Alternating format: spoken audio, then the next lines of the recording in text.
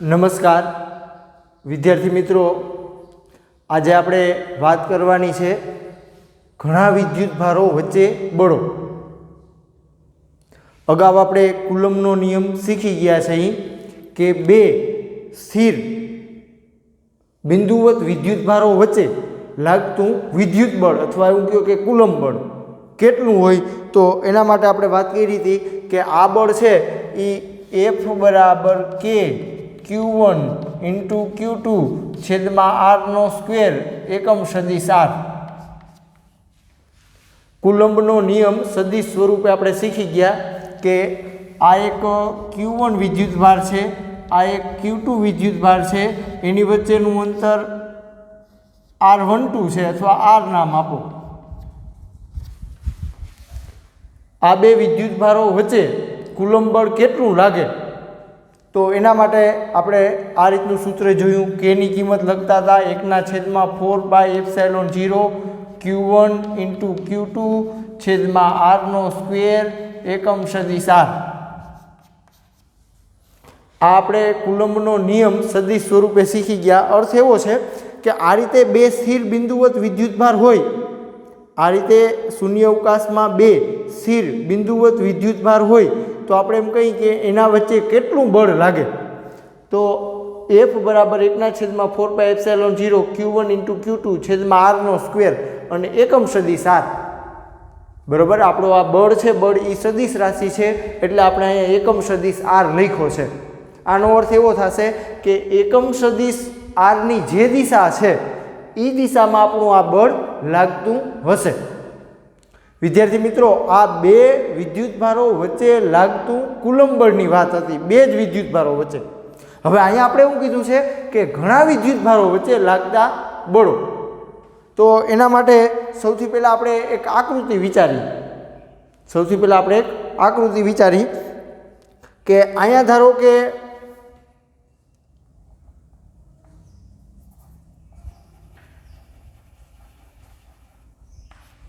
Q2 વિદ્યુત ભાર છે અને અહીંયા ધારો કે કોઈ Q1 વિદ્યુત ભાર છે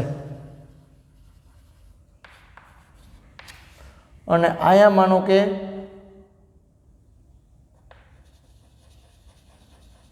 કોઈ Q3 વિદ્યુત ભાર છે. વિદ્યાર્થી મિત્રો, હવે આપણે ઘણા વિદ્યુત ભારો વિચારવાના છે. એટલે મેં અહીંયા આકૃતિમાં 3 વિદ્યુત ભાર બતાવ્યા છે. આ રીતે તમે Q4, Q5, Q6 up to Qn વિદ્યુત ભારો લઈ શકો. શૂન્ય અવકાશમાં અત્યારે મેં 3 વિદ્યુત ભારો દર્શાવ્યા છે. આ Q1 વિદ્યુત ભાર છે, આ Q2 વિદ્યુત ભાર છે, આ Q3 વિદ્યુત ભાર છે. આપણે આ થિયરી સમજવા માટે અત્યારે મેં 3 વિદ્યુત ભારો દર્શાવ્યા છે. હવે સૌથી પહેલાં આપણે શું કરવું પડે તો કે આ 3 વિદ્યુત ભારો છે એના સ્થાન જાણવા પડે. સ્થાન જાણવા માટે આપણે યામાક્ષ પદ્ધતિનો ઉપયોગ કરવો પડે. એટલે આપણે કોઈ એક યામાક્ષ પદ્ધતિ લઈ લઈએ.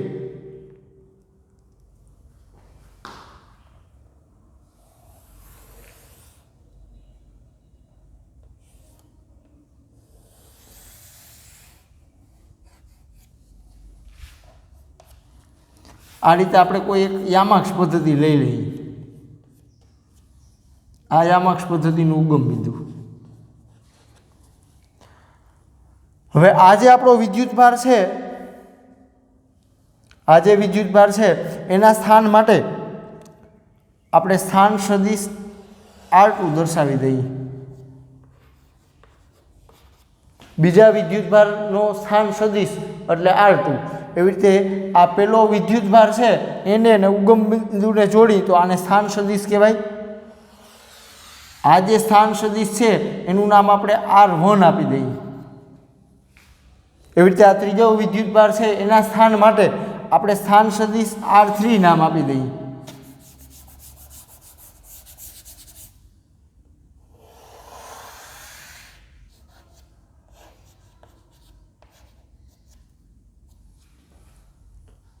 મેં 3 વિદ્યુત ભારો દર્શાવ્યા છે શૂન્ય અવકાશમાં. હવે એના સ્થાન નક્કી કરવા માટે આપણે એક યામાક્ષ પદ્ધતિ લીધી છે. હવે આ બીજો વિદ્યુત ભાર છે, બીજો વિદ્યુત ભાર અને આ ઉગમ બિંદુને જોડી તો આને સ્થાન સદિશ કહેવાય. આ સ્થાન સદિશનું નામ મેં R2 આપ્યું છે. આ પહેલો વિદ્યુતભાર અને ઉગમ બિંદુને જોડો તો એ આપણો સ્થાન સદિશ R1 નામ આપ્યું છે. આ ત્રીજો વિદ્યુતભાર અને ઉગમ બિંદુને જોડો તો આનું નામ આપણે સ્થાન સદિશ R3 આપ્યું છે.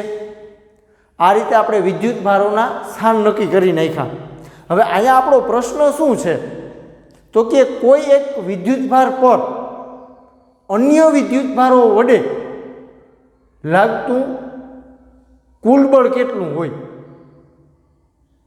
અગાઉ આપણે બે વિદ્યુતભારો આમ રાખ્યા હોય તો પેલો વિદ્યુતભાર આના ઉપર બળ લગાડે તો બીજો વિદ્યુતભાર છે એ પાછો આના ઉપર બળ લગાડે. હવે આ બળ જાણવું હોય તો આપણે કુલમના નિયમનો ઉપયોગ કરતા હતા. હવે અહીંયા બે કરતાં વધારે વિદ્યુતભારો છે. જો બે કરતાં વધારે વિદ્યુતભારો છે તો આ સ્થિતિમાં કુલ બળની ગણતરી કેવી રીતે થાય તો એના માટે આપણે સૌથી પહેલાં વિચારવું પડે. કે કયા વિદ્યુતભાર ઉપર લાગતું બળ શોધવું છે. તો આપણે વિચારી કે આ પહેલો વિદ્યુતભાર છે, પહેલા વિદ્યુતભાર પર અન્ય વિદ્યુતભારો વડે લાગતું પરિણામી બળ શોધવું છે. આપણો પ્રશ્ન એવો છે કે આ Q1 વિદ્યુતભાર પર અન્ય વિદ્યુતભારો એટલે કે Q2 અને Q3 છે એ બે એના ઉપર બળ લગાડશે તો આ કુલ બળ કેટલું થાય, પરિણામી બળ કેટલું થાય એ આપણે શોધવાનું છે. એટલે સૌથી પહેલાં વિદ્યાર્થી મિત્રો આપણે એ કહેવું પડે કે અહીંયા કુલમ્બનો નિયમ પૂરતો નથી. ખાલી કુલમ્બનો નિયમ તમે લાગુ પાડો તો ગણતરી થઈ જાય એવું નથી. બે વિદ્યુતભારો હતા, બે વિદ્યુતભારો તો એના વચ્ચે લાગતું બળ શોધવા માટે આપણે આ કુલમ્બનો નિયમ વાપરતા હતા એટલે એ ગણતરી થઈ જતી હતી. પરંતુ અહીંયા બે કરતાં વધારે વિદ્યુતભારો છે એટલે કુલમ્બના નિયમ ઉપરાંત સંપાતપણાના સિદ્ધાંતનો પણ આપણે ઉપયોગ કરવો પડે. બરાબર સમજો. અહીંયા કુલ બળ ગણવા માટે કોઈ એક વિદ્યુતભાર પર અન્ય વિદ્યુતભારો વડે લાગતું બળ શોધવા માટે કુલમ્બનો નિયમ જ પૂરતો નથી. આ ઉપરાંત આપણે સંપાતપણાના સિદ્ધાંતનો પણ ઉપયોગ કરવો પડે. એટલે આ જે બળ છે એને ટુ બોડી ફોર્સ પણ કહેવામાં આવે છે. Two body force. હવે વિદ્યાર્થી મિત્રો આની આપણે વ્યવસ્થિત સમજૂતી મેળવી. અહીંયા આપણો પ્રશ્ન શું છે એ પહેલાં સમજજો.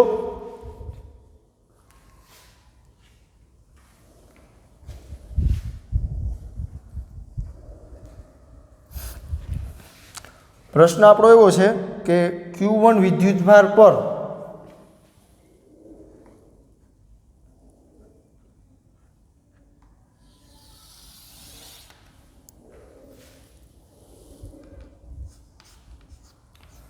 Q1 વિદ્યુતભાર પર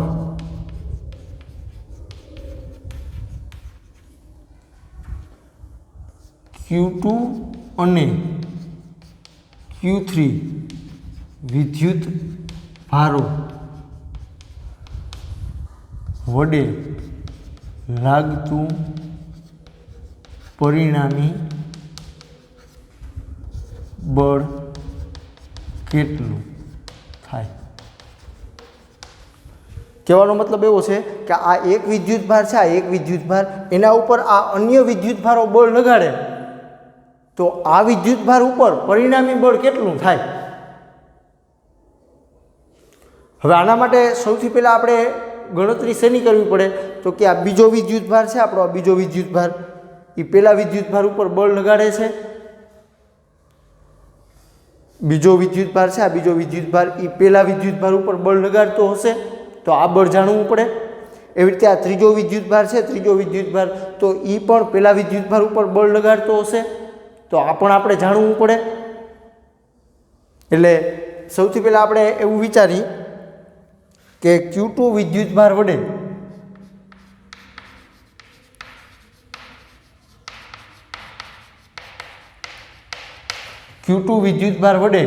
Q1 વિદ્યુતભાર પર લાગતું બળ. વિદ્યાર્થી મિત્રો બરાબર સમજો. આ બીજા વિદ્યુતભાર વડે પહેલા વિદ્યુતભાર ઉપર લાગતું બળ આપણે જાણવું છે તો આ બળ જાણવું હોય તો એના માટે કુલમ્બના નિયમનો ઉપયોગ કરવો પડે. આપણે કુલમનો નિયમ શીખી ગયા છીએ। તો કુલમના નિયમ માટે પહેલાં તો આપણે બે વિદ્યુતભારો વચ્ચેનું અંતર જાણવું પડે। આ બે વિદ્યુતભારો આ રીતે શૂન્ય અવકાશમાં છે તો એની વચ્ચેનું આ અંતર જાણવું પડે। હવે અંતર જાણવા માટે આપણે આ રીતે દોરવાનું થાય।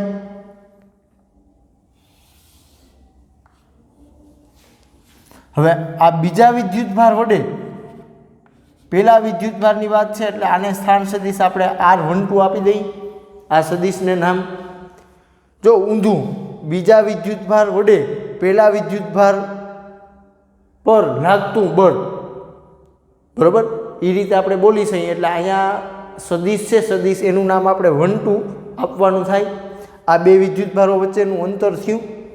હવે આપણી પાસે કુલમનો નિયમ છે કે આ બળનું નામ જો બીજા વિદ્યુતભાર વડે એટલે બે પહેલાં લખો, બીજા વિદ્યુતભાર વડે પહેલા વિદ્યુતભાર ઉપર લાગતું બળ, તો આપણી પાસે સૂત્ર છે કે હાલો વિદ્યુતભાર કયા કયા છે તો કે એક Q1 છે ને એક Q2 છે, એટલે Q1 × Q2 છેદમાં આ અંતર છે, આ અંતર એનું નામ આપણે R12 આપ્યું છે એનો વર્ગ। હવે અહીંયા સદિશ છે એટલે એકમ સદિશ R12 લેવાનો થાય।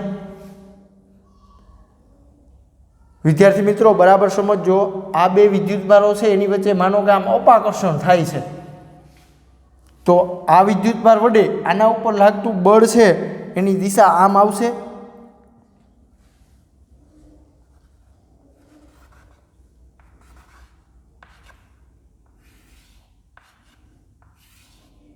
આ બળનું નામ શું આપ્યું? F12 આપ્યું છે આપણે। જો આ સ્થાન સદિશ R છે, R એ જે દિશામાં છે એ જ દિશામાં આપણું આ બળ લાગતું હશે। માનો કે બે વચ્ચે આમ અપાકર્ષણ થાય છે તો આ બીજા વિદ્યુતભાર વડે આ પહેલા વિદ્યુતભાર ઉપર આ દિશામાં બળ લાગતું હશે। તેવી જ રીતે હવે આપણે શું ગણવું પડે તો કે આ ત્રીજો વિદ્યુતભાર છે એના વડે પહેલા વિદ્યુતભાર ઉપર લાગતું બળ જાણવું પડે। તો એના માટે પહેલાં આપણે આ સ્થાન જાણવું પડે। એટલે સૌથી પહેલાં આપણે લખવાનું થાય કે Q3 વિદ્યુતભાર વડે Q1 વિદ્યુતભાર પર લાગતું બળ। જો આ બળ છે એ ત્રીજો વિદ્યુતભાર લગાડે એટલે F13 આવશે। જો ત્રીજા વિદ્યુતભાર વડે પહેલા વિદ્યુતભાર ઉપર લાગતું બળ, હવે એના માટે પહેલાં આપણે આ અંતર જાણવું પડે। આ અંતર જાણવું પડે બે વિદ્યુતભારો વચ્ચેનું અંતર, તો એને આપણે આમ દોરી તો આ આપણો સ્થાન સદિશ જે છે આ સદિશ એનું નામ આપણે R13 આપવાનું થાય। R13 નામ એને આપી દઈએ। હવે અહીંયા સૂત્રનો ઉપયોગ કરો, F13 કુલમના નિયમનો ઉપયોગ કરો તો કે Q1 × Q2 છેદમાં R13 નો વર્ગ અને એકમ સદિશ R13, બરાબર। હવે આ બળ છે, આ બળ તો એની દિશા કઈ આવશે તો સ્થાન સદિશ આપણો આમનમ છે એટલે એને તમે આગળ લાઈન આમનમ લંબાવો એટલે આ દિશા થશે।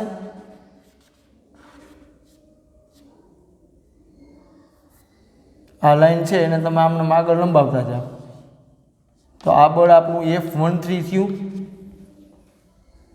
હજી આગળ તમે આનું સાદુરૂપ આપી શકો। અહીંયા k ની કિંમત લખી શકાય 1/4πε0 Q1 × Q2 છે, અહીં સોરી Q3 આવશે ને, સોરી અહીંયા Q3 આવશે। જો એક વિદ્યુતભાર આપણો Q1 છે ને બીજો વિદ્યુતભાર Q3 છે એટલે અહીંયા Q1 × Q3 આવશે।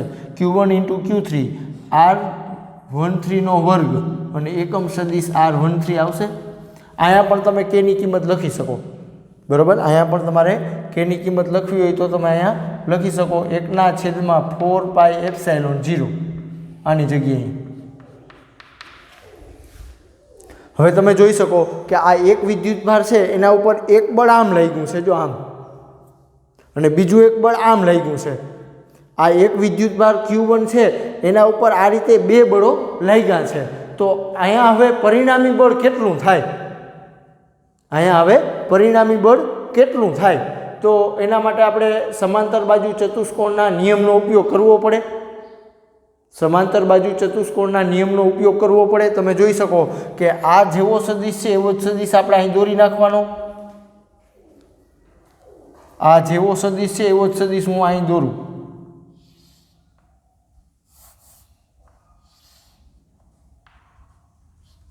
આ સદિશ જેવો છે એવો જ હું અહીં દોરું તો F13 થયું.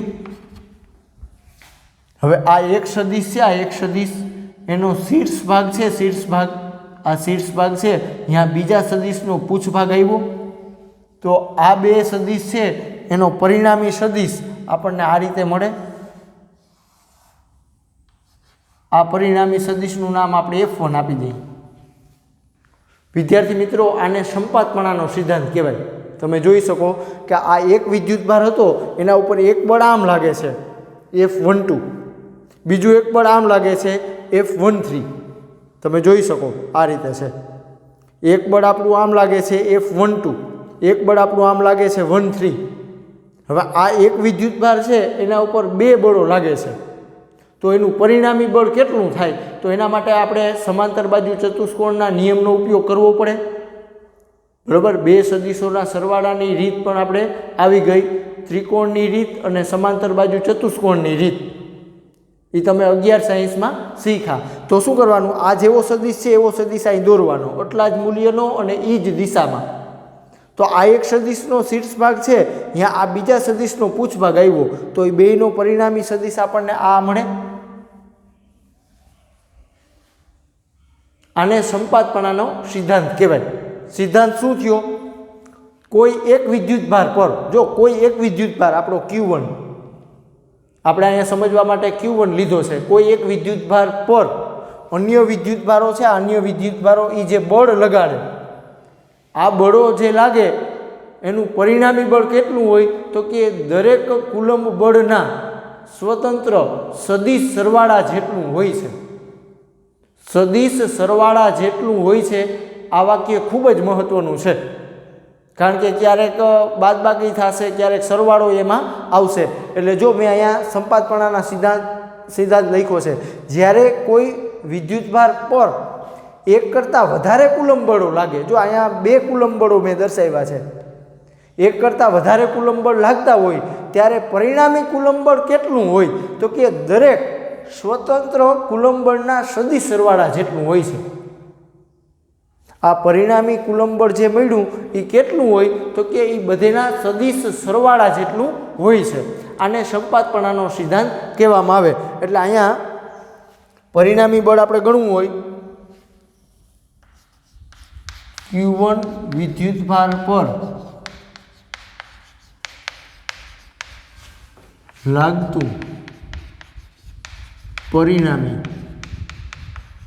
બળ, તો આ બળ છે એને આપણે F1 નામ આપી દઈએ. કેટલું હોય?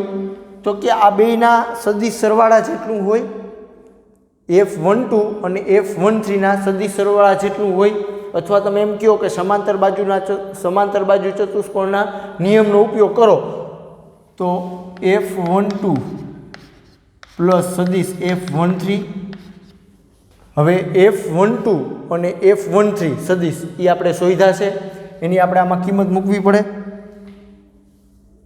તો F12 એટલે 1/4πε0 Q1 ઇન્ટુ Q2 છેદમાં R12 અને એકમ સદિશ R12.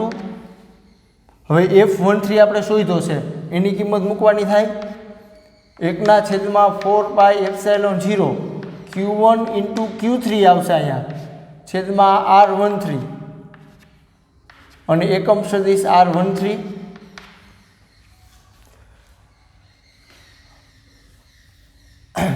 આ રીતે વિદ્યાર્થી મિત્રો પરિણામી બળ છે એ તમને મળે. સંપાતપણાનો સિદ્ધાંત છે, બરોબર, એ આપણને શું કહે?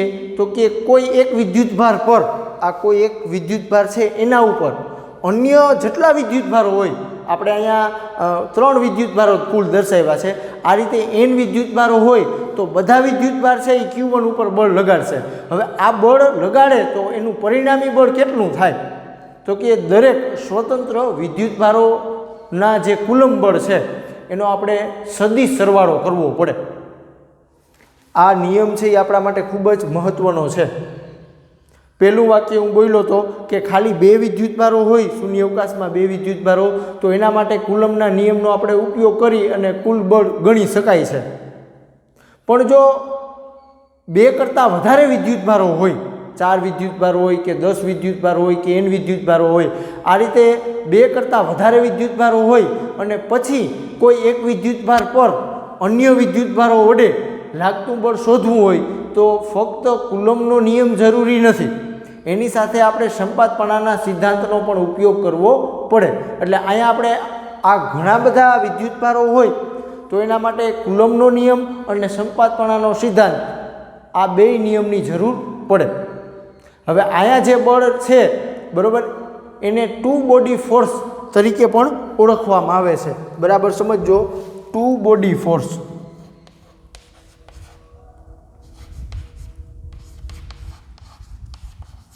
વિદ્યાર્થી મિત્રો, બોડી એટલે કણ અને ટુ એટલે 2 અને ફોર્સ એટલે બળ। કહેવાનો અર્થ એવો છે કે એક વિદ્યુતભાર ઉપર બીજો વિદ્યુતભાર બળ લગાડે ત્યારે ત્રીજો વિદ્યુતભાર છે એની કોઈ અસર આ બળ વચ્ચે થતી નથી। કહેવાનો અર્થ એવો છે કે આ 2 વિદ્યુતભારો છે, આ 2 વિદ્યુતભારો એની વચ્ચે કીધું કે આપણે F12 બળ લાગે છે, તો ત્રીજો વિદ્યુતભાર છે, ત્રીજો વિદ્યુતભાર એ પણ આના ઉપર બળ લગાડે છે, એ બળ આપણું છે F13, આ F12 છે, આ F13 છે। તો અહીંયા જે આ F12 બળ લાગે છે એના ઉપર ત્રીજા વિદ્યુતભારના બળની કોઈ અસર થશે નહીં, એટલે આને ટુ બોડી ફોર્સ તરીકે ઓળખવામાં આવે છે। હવે વિદ્યાર્થી મિત્રો, આપણે અહીંયા 3 વિદ્યુતભારો તંત્રમાં, આપણા તંત્રમાં 3 વિદ્યુતભારો હતા, આપણું તંત્ર છે એમાં 3 વિદ્યુતભારો હતા, પણ માનો કે n વિદ્યુતભારો હોય તો માનો કે આપણે અહીંયા n વિદ્યુતભારો હોય તો કેવી રીતે ગણતરી કરવાની?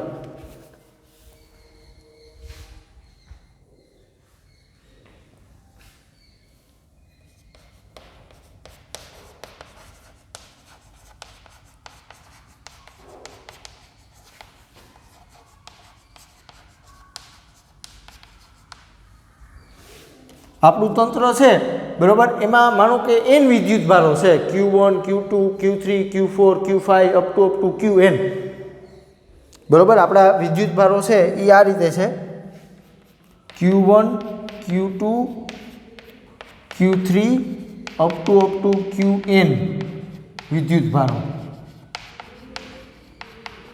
હાલો, એના સ્થાન સદિશો કેવા પડે?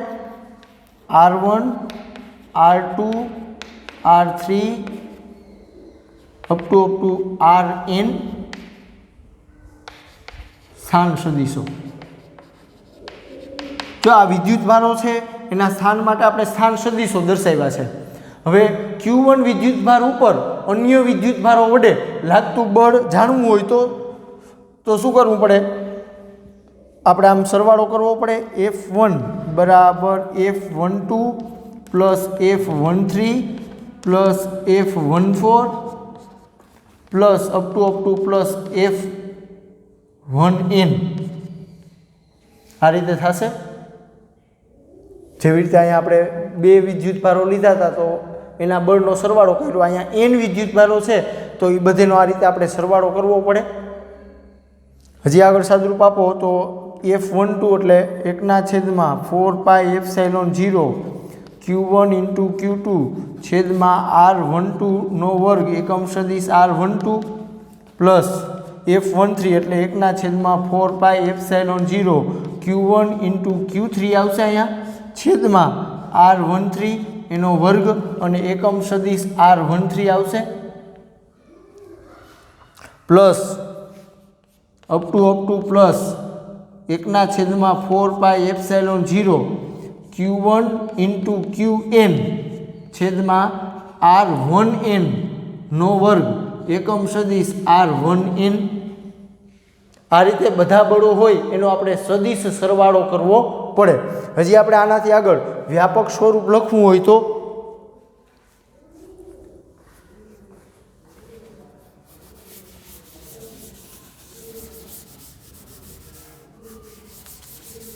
વ્યાપક સ્વરૂપ લખવું હોય આનું તો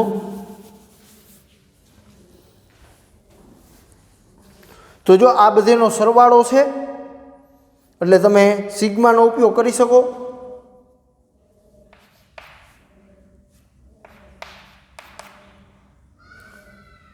એકના છેદમાં 1/, અથવા આમ લખો 1/4 પાઈ એપ્સિલોન 0 પછી સિગ્મા સરવાળો છે. આ સરવાળો એટલે આપણે સિગ્મા વડે દર્શાવવાનો થાય.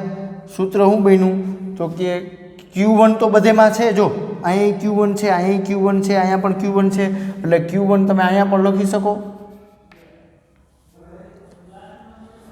પછી Q2 છે, અહીંયા QI લખવું પડે છેદમાં R1I નો વર્ગ એકમ સદિશ R1I. બરાબર. હવે I બરાબર આપણે ક્યાંથી શરૂઆત કરવાની? જો પાછી અહીંયા બરાબર I બરાબર શરૂઆત ક્યાંથી કરવાની? તો કે 2 થી કરવી પડે. જો 2 છે, પછી અહીં 3 છે, પછી એવી રીતે n છે, એટલે I બરાબર તમારે લેવાના થાય 2 થી n સુધી. આ વિદ્યાર્થી મિત્રો એનું વ્યાપક સ્વરૂપ થયું. હજી એક વખત સમજાવવાનો પ્રયત્ન કરું કે આ સરવાળો છે, સરવાળો એટલે આપણે સિગ્મા આવશે. બરાબર. અચળ છે એને આપણે સિગ્માની આગળ લેવાનું. તો કે તમે જોઈ શકો અહીંયા Q1 છે, 1/4 પાઈ એપ્સિલોન 0 Q1, 1/4 પાઈ એપ્સિલોન 0 Q1, 1/4 પાઈ એપ્સિલોન 0 Q1. તો એ અચળ છે એટલે આગળ લઈ લેવાનું.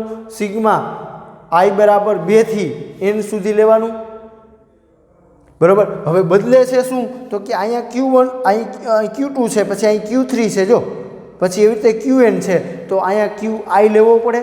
I બરાબર 2 લેવાનો થાય, 3 લેવાનો થાય, 4 લેવાનો થાય, n લેવાનો થાય. એવી રીતે અહીંયા R1I છે એ તમારે 2 લઈ શકો, 3 લઈ શકો, 4 લઈ શકો, એનો પાછો વર્ગ અને એકમ સદિશ R1I. એટલે વિદ્યાર્થી મિત્રો આ એનું વ્યાપક સ્વરૂપ થયું. એટલે સદિશ સરવાળો સામાન્ય રીતે સમાંતર બાજુ ચતુષ્કોણના નિયમ પરથી મેળવી શકાય છે. આ રીતે આપણે ટેક્સ્ટ બુકમાં આખી થિયરી સમજાવી છે. આપણે અહીંયા સૌથી મહત્વનો છે આ કુલમ્બનો નિયમ. બીજું, 2 વિદ્યુતભારો એકબીજા વચ્ચે બળ લગાડે ત્યારે ત્રીજો વિદ્યુતભાર છે એને કોઈ નુકસાની કરશે નહીં, એના ઉપર કોઈ અસર થવા દેશે નહીં. એટલે આને ટુ બોડી ફોર્સ તરીકે પણ ઓળખી શકાય છે. આના આધારિત આપણે દાખલા પણ આવશે, MCQમાં પણ આનો ઉપયોગ આવશે. ખાસ સમજો કે કોઈ એક વિદ્યુતભાર પર અન્ય વિદ્યુતભારો બળ લગાડે તો પરિણામી બળ ગણવું હોય તો દરેક સ્વતંત્ર કુલમ્બ બળનો આપણે સદિશ સરવાળો કરવાનો છે. આના આધારિત આપણે દાખલા પણ આવશે. આ થિયરી છે એ તમારે સેટ નોટમાં ઉતારવાની છે.